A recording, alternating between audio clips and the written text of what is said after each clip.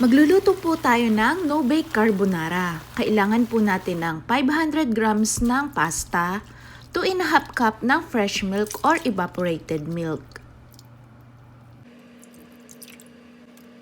ham or sausage at hayaan lang ho natin siya dyan hanggang sa kumulo.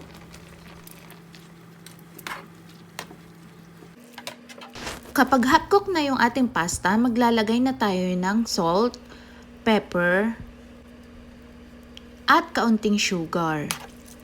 Haluin lang nating maigi hanggang sa maluto na yung ating pasta. At maglalagay din tayo ng oregano. And then, saka natin isusunod ang ating cheese. Haluin lang natin hanggang sa lumapot na yung ating sauce. At ready na itong iserve. For more budget-friendly recipe, please follow and subscribe Cooking Alasen. Thank you for watching!